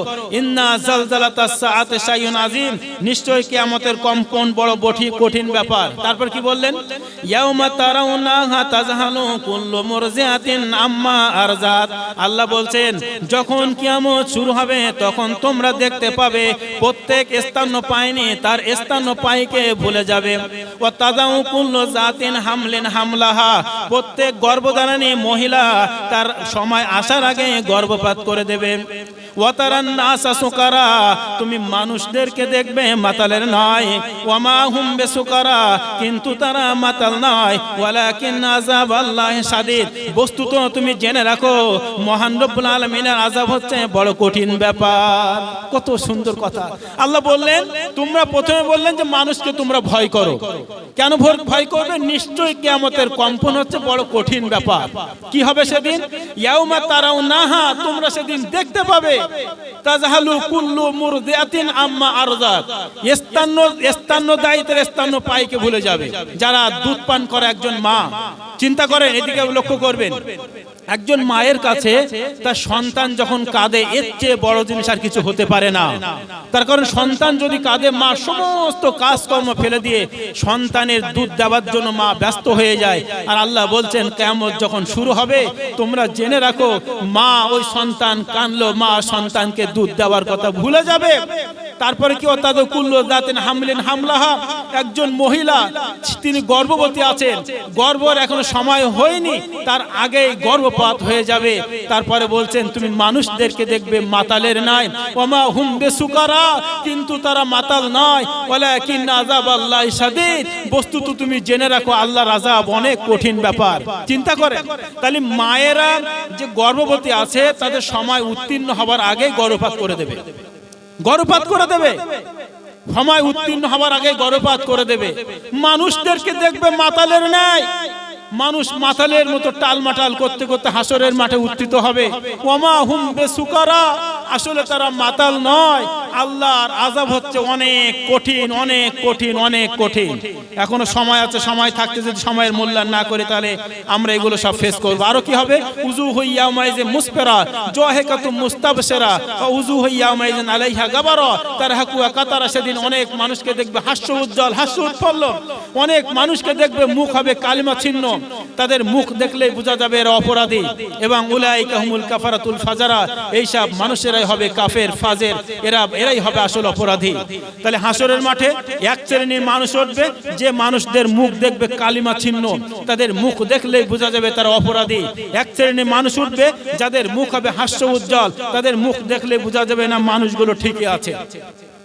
হাসরের মাঠে মানে যে চিত্রগুলো, হাসরের মাঠে আরো কি হবে আপনারা জানেন, 7 শ্রেণীর মানুষের কথা বলা হয়েছে। 7 শ্রেণীর মানুষ হাসরের মাঠে যে ভয়ঙ্কর চিহ্ন, ভয়ঙ্কর হাসরের মাঠের স্থান ভয়ঙ্কর। চৈত্র মাসে আমরা যারা মাঠে কাজ করি, চৈত্র মাসে মাথায় টোকা না দিয়ে, গামছা না দিয়ে দুপুর 12টার সময় মাঠে গিয়ে থাকার মতো পরিস্থিতি কারোর হয় না। ওই সময় সানস্ট্রোক হয়, রৌদ্র এসে মানুষের মাথায় পড়লে মানুষ সানস্ট্রোক করে। তাহলে চৈত্র মাসে কয়েক লক্ষ মানে লক্ষ কিলোমিটার দূরে যেখানে সূর্য আছে, সেই সূর্যের তাপ এত দূরেও আমরা সহ্য করতে পারি না। হাসরের মাঠে যেখানে বলা হয়েছে মানুষের মাথার উপরে সূর্য এসে যাবে, মানুষের মাথার উপরে সূর্য এসে যাবে, মানুষের পাপের দরুন মানুষ ততটা ডুবে থাকবে। সেই সময় ছায়ার জন্য মানুষ ত্রাহি ত্রাহি করবে, কোথায় গেলে একটু ছায়া পাওয়া যায়, কোথায় গেলে একটু বিশ্রাম পাওয়া যায়, কোথায় গেলে একটু ভালো কিছু পাওয়া যায়। আমরা জানি হাদিসের মধ্যে স্পষ্ট বলা হয়েছে আল্লাহর আরশের ছায়ায় সেই সময় 7 শ্রেণীর মানুষের স্থান পাবে। যে হাসরের মাঠে করুণ কাহিনী বলা হয়েছে, রাসূল আকরাম সাল্লাল্লাহু আলাইহি সাল্লাম এক সাইডে হাউজে কাউসারের পানি পান করাবেন, সেখানে এই উম্মতেরা আল্লাহ রাসূল সাল্লাল্লাহু আলাইহি একজন সাহাবা জিজ্ঞাসা করছেন, ইয়া রাসূলুল্লাহ আমরাও গেলে আমরাও কি পানি পান করাতে পারবো? হ্যাঁ পারবে, হ্যাঁ তোমরা পানি পান করবে। আল্লাহ রাসূলকে জিজ্ঞাসা করা হলো, আপনি আমাদেরকে কিভাবে চিনবেন? আল্লাহ রাসূল বললেন, তোমাদের উজুর জায়গাগুলো চকমক করতে থাকবে, আমি বুঝতে পারবো তোমরা আমার উম্মত। এমত অবস্থায় এও পর্যন্ত বলা হবে একদল আসবে, তাদেরকে ওখান থেকে দূর করে তাড়িয়ে দেওয়া হবে। তার কারণ হবে এরা পৃথিবীতে দুনিয়ার মধ্যে বেদাত সৃষ্টি করেছিল, এই জন্য হাউজে কাউসারের পানি থেকে তাদেরকে বিতাড়িত করা হবে। যাই হোক, হাসরের মাঠে হাউজে কাউসারের পানি যদি আপনি একবার পান করে নেন আর আপনি পিপাসিত হবেন না। মাথার উপরে সূর্য এসে যাবে, মানুষ তখন এত টেনশনে থাকবে, আমার কি হবে, আমার কি হবে, আমি সাকসেস হব কিনা, আমি জান্নাতে যাব কিনা, আমাকে যদি জাহান্নামে যেতে হয়। একটা কথা বলে রাখি, আজই বলেছিলাম, ওই সময় যদি আপনার একটা নেকি কম পড়ে যায়, আপনি যে ছেলের জন্য হারাম পথে ইনকাম করে ঘর বাড়ি বানিয়েছেন, আপনার যদি একটা নেকি কম পড়ে যায়, আপনি আপনার স্ত্রীর সুখে রাখার জন্য সুদের মতো কাবিরা গুনার সঙ্গে লিপ্ত হয়েছেন, আপনি আপনার পিতামাতার খুশি করার জন্য মানে বিভিন্ন জায়গা থেকে সুদ ঘুষ এনে আপনি অনেক টাকা জমিয়েছেন, হাসরের মাঠে যদি আপনার একটা নেকি কম পড়ে যায়, ওই ছেলেকে গিয়ে বলবেন, বাবা তোমার জন্য আমি দুনিয়ায় অনেক কাজ করেছি, যে নেকি তোমার আছে, তুমি তো জান্নাতে যাওয়ার উপযুক্ত হয়ে গেছো, তারপর অধিক নেকি তোমার কাছে আছে, সেখান তো অন্তত একটা নেকি আমাকে দাও। ছেলে সেদিন অস্বীকার করবে, না বাবা আমি যতক্ষণ জান্নাতে না যাব আমি নেকি দিতে পারবো না। স্ত্রীর কাছে গিয়ে বলবেন, স্ত্রী তোমাকে সুখে রাখার জন্য আমি সুদের থেকে টাকা নিয়েছিলাম, সুন্দর ঘর করেছিলাম, হারাম পথে ব্যবসা করেছিলাম, তোমাকে ভালো রাখার জন্য আজকের একটা নেকির জন্য আমি জান্নাতে যেতে পারছি না, আমাকে কি একটা নেকি দেওয়া যায় না? আমি জান্নাতে, তুমিও যাবে আমিও যাবে। স্ত্রী সেদিন অস্বীকার করবে, আমি যতক্ষণ